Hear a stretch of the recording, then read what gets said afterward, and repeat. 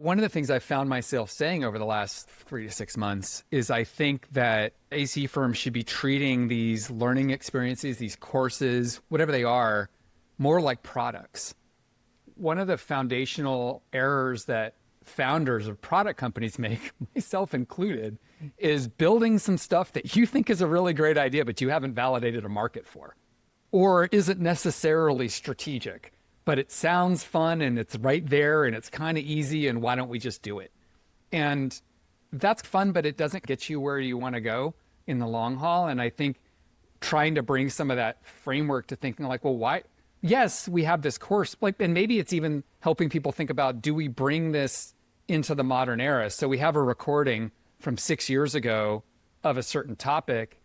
It's maybe a little bit outdated. Maybe we want to modernize it, but do we even need this topic at all is a first question. So a framework like this helps you flesh that out.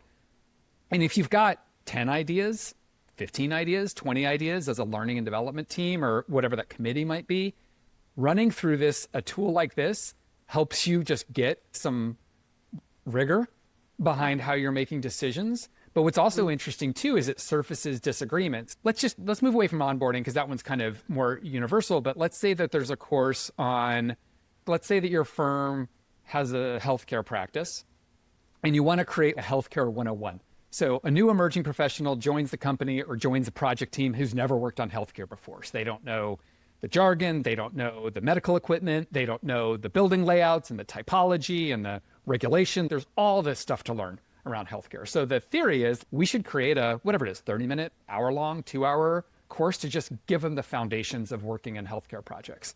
And you might score this out, and I might score this out.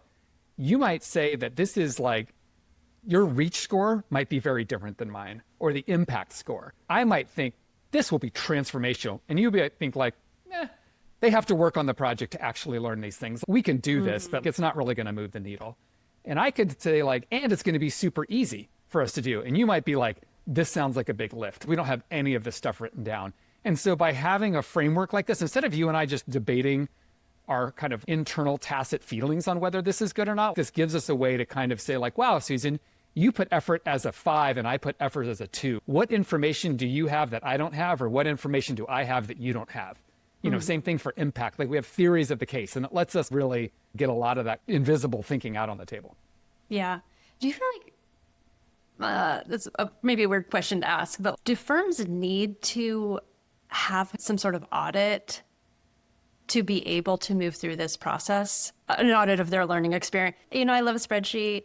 A lot of our clients love a Miro board, and I'm seeing our clients build out some spreadsheets and Miro boards. Some are doing it more than others. Yeah. I feel like the firms that are doing a more thorough list of here's all the stuff we want to get our arms, or here's the learning that's happening, even if they're doing it within a section, you know, maybe they're just doing it for all their Revit learning, but they're taking the time to write down the list. I feel like those firms are moving a little faster, and the firms that take the time, they slow down to actually build an analytical like thought process. Yeah. So, and the question is like, do firms need to? Is there another way? And I don't know if there's an answer to that, but yeah, I mean, I think it's a little bit of go slow to go fast, but not only go fast, but go with confidence. So, you know, I think being very thoughtful and, you know, we think about this from product investments. We think about this where we go to speak and what events we invest in. We think about what topics we're going to cover and try and, you know, talk about from an educational marketing perspective. I think taking that little bit of time up front to validate, it's good for alignment with the team also, because like if you've got this kind of suspicion that my healthcare 101 class is just a big waste of time, and you know, or talk about it, and I just go build it, and it turns out to be a big waste of time, that wasn't great. If it turns out that I was right and you were wrong, still, that's not great. I don't know. It just feels like there's an opportunity around, but then I will feel more confident, even if I thought I was right. You said, I don't think it's going to work. And in the back of my mind, I'm like, what if Susan was right? Maybe, you know what I mean? And then I'm halfway through building and I realize, oh my God, she was right. We don't have any of this content. We have to start from scratch. I thought we had this all written down. It turns out we don't. And so it's just, I feel like it's worth a little bit of prevention here. Another thing that I've seen is that by having the analytical plan, when you share it with someone else, you say, okay, I'd like you to record this lesson. I'd like you to record a 3-minute video on this topic. And they can see that it fits into this bigger story. Correct. That is well thought through, that will have an impact. Yep. They're much more likely to take the time to do it well, to prioritize it, because they know where it's going to go. They have some confidence that there's a plan. Yeah, I'm sorry to have put you in the role of skeptic in this hypothetical scenario, but if you don't mind, I'll go one step further. So let's say that we go through the exercise and what we figure out is Susan was right, the effort was 5, but I was right that the impact is also 5. And so the numerator, it turns out it is going to have a huge impact and we should do it, but it's also going to be hard.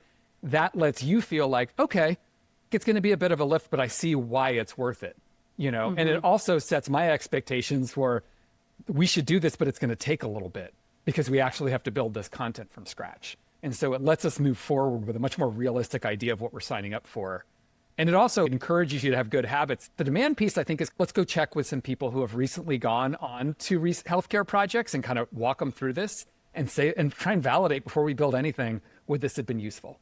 Or as we start thinking about who's going to teach it, maybe that helps us identify and kind of bring them in early and be like, do you have the energy for this? Does this sound like something you want to own or don't drive? We'll support you as a learning development team, but do you want to drive this thing? So yeah, I find this, I don't know if we've gone on this for this too long, but I think this thing is a lot of where, let's put it this way, all of these things need to be thought through, whether you do it up front in a systematic way or not. And if you don't do it, it's going to come back to you later. And it's better if it doesn't come back to you after you've already invested 20 hours or 50 hours or 100 hours, or you built something that nobody's using and you don't know why, unless they've just been forced to do it. And then they're unhappily complying with it, right? And your employee engagement score goes down. Right. What did we do here? Yeah.